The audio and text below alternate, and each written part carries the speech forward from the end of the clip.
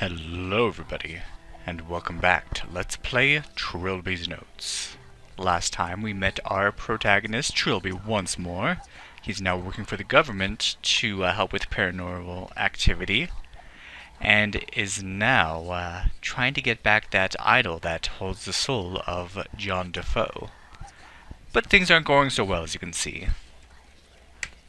And I'm just going to do this in a regular voice, because switching between accents was actually a little harder than I imagined. Stickily yellow paint was peeling from the walls, and splatters of blood spelled out mystifying phrases. Remarkably, the doors seemed intact.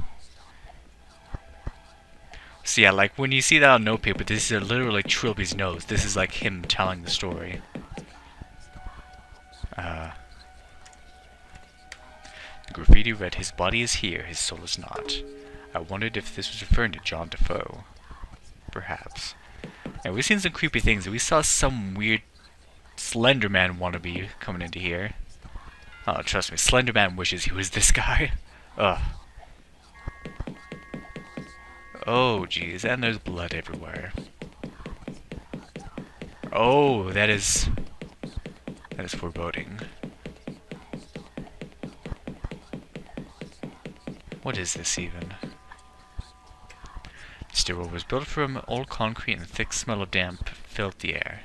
There was a headless corpse slumped in the corner. Ugh. The body was that of a young, muscular man. I hazarded, and was wearing some kind of old-fashioned military uniform, complete with blue tunic and riding boots. More to the point, his head was missing, and his hands were worn down to bloody wads of flesh and bone. Ugh. I noticed a collection of handwritten pages on the floor near the body. Look, pages. Oh. They appear to be entries from a diary. July 18th. Felicia and I took shelter from the storm in a decrepit old hotel in the forest. It seems to be completely deserted, so we bedded down on the floor of the lobby for the night. It is so peaceful here, the noise of the storm seems far away. July 19th. Exploring the hotel, it has become increasingly clear that the place is not as innocent as it first seemed. We found ancient corpses and evidence of terrible deeds in several of the rooms. The storm has cleared, and we intend to leave as soon as possible. July 20th. I am certain now that devilry is at work. Every path we take through the forest brings us back to the hotel. We spent a whole day trying routes to no avail. Felicia keeps talking of a demon she fancied she saw in the hotel kitchen last night. July 21st. Felicia is dead. I was too late to help her. I saw her murder just as she did. Perhaps I will be next. I'm beginning to understand. July 23rd. The murderous figure in black, the one whose body is savagely stretched into a mockery of form, is not the architect of this nightmare. Rather, it is the work of that hideous lord of the Forbidden Lands. Gods forgive me. What? July 25th. I built a shrine to my captor in the lobby in an attempt to appease it. Nothing has changed. I have no more food. The horror is starting to affect my mind. July 28th. I was certain my mind is going. I imagined for a moment that the hotel had changed, had become finely decorated and welcoming as it had been once in the past. I blinked and returned to its normal, hateful self. The next few pages were sprinkled with blood, obscuring some of the text. August 1st. What is his relationship to that disgusting beast? Is he a servant or a prisoner? Sometimes he acts alone, sometimes at the behest of a higher power. What does he want from me? August 3rd. He's after me. Now, I think I must have done something wrong. August 4th. It hurts. That was the last readable entry. I decided not to take them with me. They were covered in blood and all stuck together. Good plan. Ugh. Okay, we need to find a way out of this weird place. The lobby, too, had been tainted, and the painting I sought was absent. Presumably, it only existed in the hotel's normal form.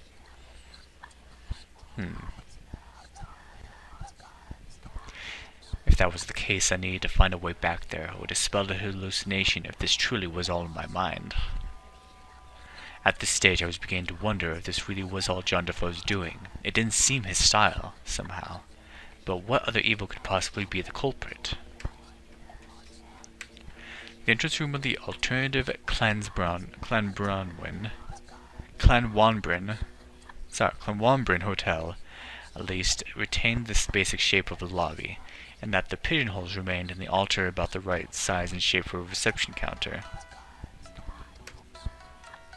Oh, didn't even notice that.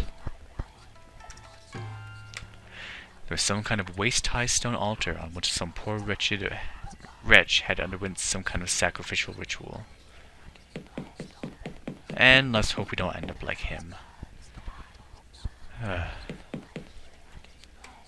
Torn wallpaper, bleeding walls, decay, and disuse. This room contained the alternate hotel's tradition.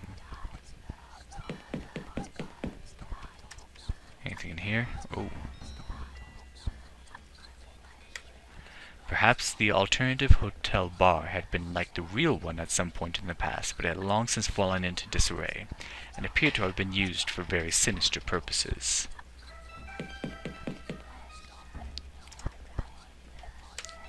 The left poster was some kind of portrait of the strange masked figure I had glimpsed in the hotel.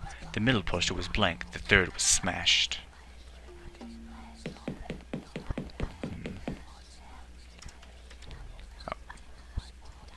It appeared to be damaged, with the front plate ajar and frayed wires emerging from the rear. Strangely, though, the screen was active and flashing blankly.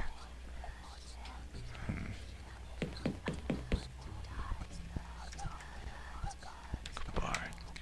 In keeping with the alternate hotel's theme, the furniture looked like someone had been hurled against them with absolute fatal force. Lying in the bar in a pool of gore was a pair of long-nosed pliers. Let's not ask what those pliers were used for and just take them. They were rusty but functioned. I took them with me. And let's not be in here. That poster is creeping me out.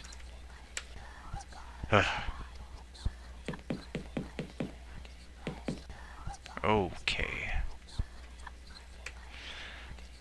It had probably once been a dining room, judging by the number of tables. There were a total of 4 exits to adjoining rooms.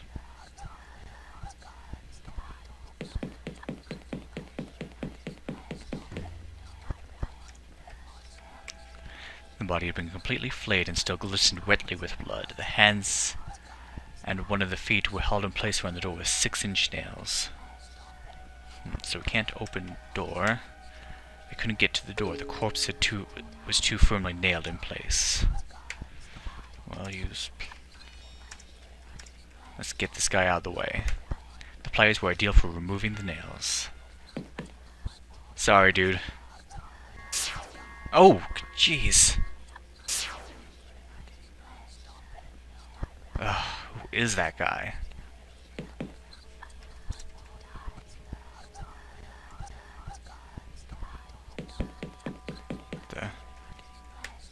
The gloomy laboratories were in a state of advanced disrepair. One of the cubicle doors was hanging off its hinges, and the mirror above the counter was broken. Looks like there's something on the counter. The counter had 2 sinks and was covered in filth and mold. To my surprise, a brand new sealed envelope was sitting between the basins. Baffled, I took the envelope. It was strangely bulky, and tore it open. A white pill bottle and a note fell into my hand. I here enclosed the note with this report. Trilby, if you are reading this, then you too have seen the hotel change. At present I have no idea if the alternative hotel is part of the ethereal realm or some kind of construct, a pocket dimension. There is a definite correlation between one's level of agitation and one's tendency to reality shift. Fear is your enemy. It leaves you shining like a beacon for whatever evil brought us to this place. Enclosed is a bottle of tranquilizers from my personal first aid kit. When you find yourself shifting into the other place, take a pill and try to calm down, and the real hotel will return. Interesting that our way out of this place was blocked by a corpse nailed to the door. Wonder who did that. Do not let it concern you. I am researching the phenomenon. Your task is to find Defoe. Good luck, Agent Lankman. Lankman's letter raised more questions than it answered. I pocketed the pill bottle. It seemed like a perfectly ordinary child-proof bottle of medical-grade tranquilizer pills. A prominent brightly colored label read, "Warning, some users may experience drowsiness and or hallucinations." Well, luckily, from what I understand, I don't think the bottle ever runs out of pills. So let's use pill. Hesitantly, I tipped the tranquilizer into my palm and swallowed it without water. It quickly took effect. I felt the anxiety lift from the pit of my stomach, and my dismal surroundings seemed to feel less imposing. Then I felt that strange sensation again, of lightheadedness and detachment as the world around me began to quiver. And we're back to normal. Everything's back to normal. Okay. Okay. Glad we're out of there. But yeah, that same hotel will appear from time to time. I think it's based on how many rooms you go through that eventually it comes. And here's that painting. Look. It hurts. What? Oh. That's not even... What? Oh, I must have not spelled something right.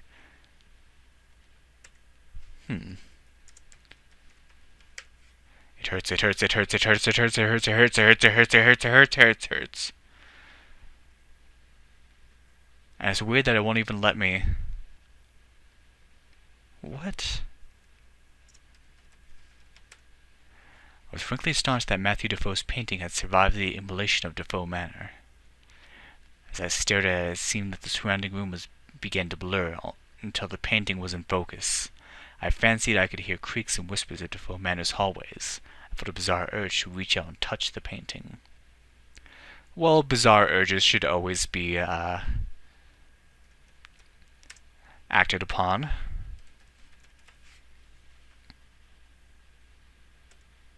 As I stepped closer, I could feel sound becoming muffled, my head spinning as if I were about to faint. My hand, as if pulled by an invisible string, reached out towards the clumsy brushstrokes.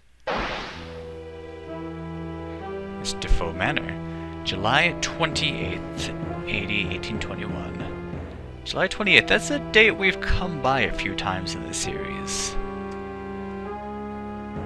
Matthew Defoe was 15 years old today. He is excitedly putting the finishing touches to a painting which his father commented on encouragingly. The first time he has ever been supportive of Matthew's artistic leanings. Matthew is now convinced that his father is lifting from the mysterious depression that has plagued him for as long as either of them can remember. Now he intends to make the painting absolutely perfect before showing it again. Knock, knock. Master Matthew, Sir Roderick has requested your presence in the trophy room. Thank you, James. And if you would be so good as to inform him that I will now be retiring for the night. Very good, James.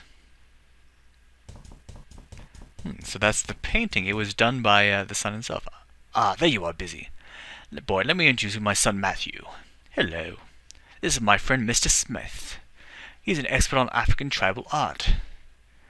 Just a scholar, hardly even that. Just someone with an interest in the subject. And he's offered to assist the figurine I brought back from my travels. I wasn't aware you had a family, Sir Roderick. Is your wife home too? Touchy subject. Regrettably, Belinda is no longer with us. Oh, I'm sorry. Quite all right, you couldn't have known. She succumbed to the illness shortly after Matthew was born. I finished the painting I showed you, Father. Oh, good. Well, Mr. Smith, what do you think of the piece? It's an intriguing little puzzle, actually. The design is reminiscent of a few Central African tribal gods I'm aware of. But to be honest, I've never seen anything like this before. May I ask how you acquired it? I'm glad you asked. It was 20 years ago when I was a younger man on my first travels in the Dark Continent. We were traveling along the west coast when our bearers spotted a ship that had run aground. It was an English clipper named the Sea Angel, and a short exploration revealed that every single crewman had just disappeared. Of course, we immediately sent a letter to the nearest embassy to report the finding. But the point is, it was on the lowest deck of the ship I found this very figurine you see before you today. What an extraordinary tale. But how do you account for there being an African tribal carving on a British vessel? We were as confused as you are. It wasn't a slave trading vessel, but there must have been a Negro on the crew. It has been a personal mystery of mine ever since. I was hoping you could shed a little light on the matter. But there is more to tell. I haven't even begun to recount the strange events that have surrounded this artifact. Would you care for a glass of brandy? Thank you, that would be most kind. Matthew, fetch the brandy from the kitchen and some glasses. Yes, Father. What the? This apron looks familiar. Defoe Manor's kitchen was small and somewhat sparsely furnished, in contrast to the wealth of the house as a whole.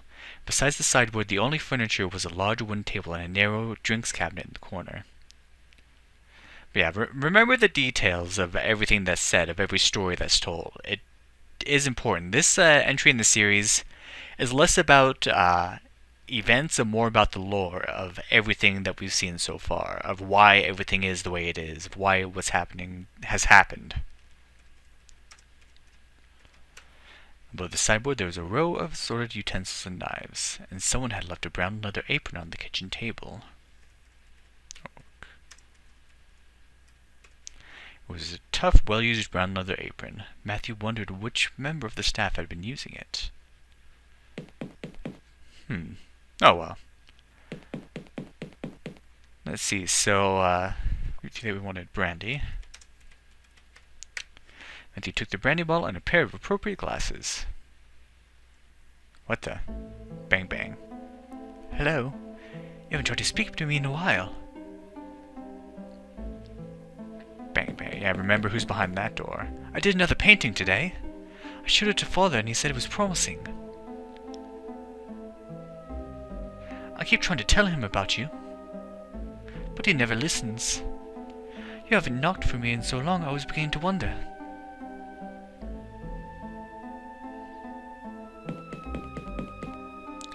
Hey, do you want to see my painting?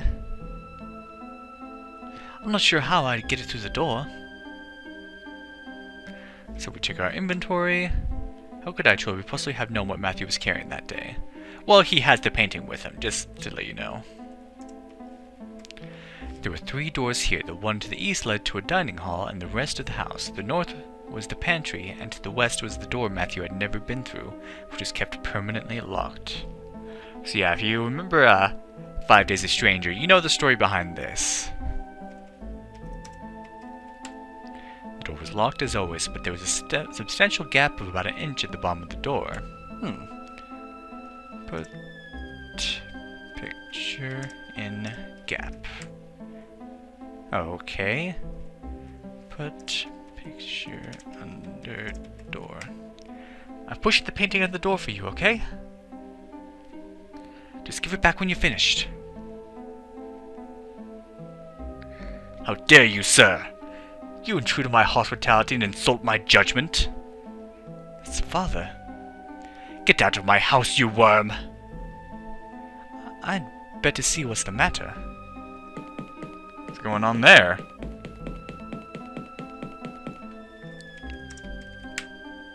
Father? Oh, it's you. Father, what happened? I heard shouting. That old fool. He told me some rubbish about my figurine. Said that the only tribe that could have come from all died in slavery years ago. Actually had the nerve to accuse me of buying from a forger. I'm sorry, Father. What are you apologizing for? Was that damn brandy? I've got it here. Give it to me. I'll go back to my room, Father. Show me your painting. Father? You said you had a painting. Show it to me. I can't, Father. And why not? Because... Come on, why not? Out with it. Because I gave it to the boy behind the door. I see. Father, go back to your room, boy. I have to write my diary entry. Yes, Father. An hour of silence passed, and Matthew grew concerned about his father. Strangely, the most disturbing thing had been Sir Roderick's reaction to Matthew mentioning the boy behind the door. In the past, raising this had usually provoked a violent rage or an instant flat denial. Matthew wondered what sort of anxiety was going through his father's mind. Smash. What was that? Father, what are you doing?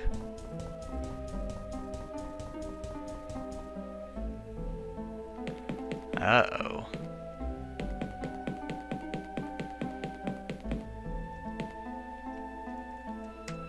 Defoe man, okay.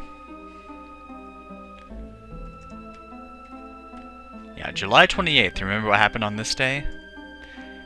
Matthew was confused by his own reluctance. He had longed to see what was beyond the store his entire life, but now given the chance, he was struck with fear. He peered cautiously through and saw a set of rough stone steps leading down to some kind of basement. I should have done this the moment you came into this world, demon child. May God forgive me for having part in your creation.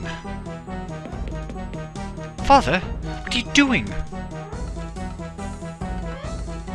Do you see what you've done? I didn't want him to see this. Do you see what you've done? Father, no! Father! Father!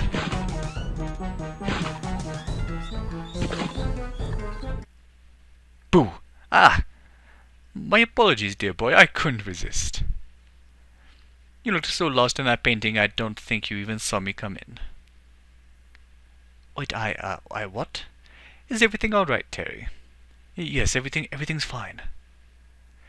Just for a moment, I thought I saw... never mind. Siobhan and I were talking about you after you ran out of the room. I said you seemed like something was making you terribly anxious. Frankly, I think that's still the case. I'm okay, really I am. Well, if you're sure.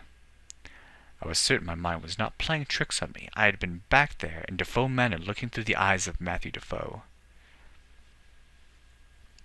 I had seen the events that had created John Defoe. I saw his death at the hands of Sir Roderick, that terrible violent end that would bring him back as that awful wraith. But somehow, seeing that event, it was clear to me that there was more to this than the ghost of one retarded youth. There had been something very wrong about that idol, even before it was used to destroy John Defoe. A name stood out in my memory, the Sea Angel, the name of the ship on which Sir Roderick had found the figurine. I now had a lead. Professor, do you know anything about a ship called the Sea Angel? You know, it's funny you should mention that name. There's a really old wooden chisel among the Defoe Manor artifacts. The words Sea Angel are carved into the handle. Where is this chisel? Out on display in the convention hall next to the dining room.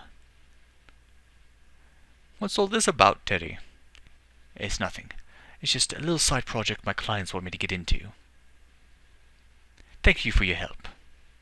No problem. Take care of yourself. Well, that was a frightening scene we saw, so we got to witness, more or less firsthand, the murder of John Defoe. But that didn't seem to be the focus. The focus of the memory seemed to be on that wooden idol and on that ship, the Sea Angel. That idol is what holds John Defoe's soul, so where did it come from? Well, we will look more into this mystery next time on Let's Play Trilby's Notes. Thank you for watching and have a good day.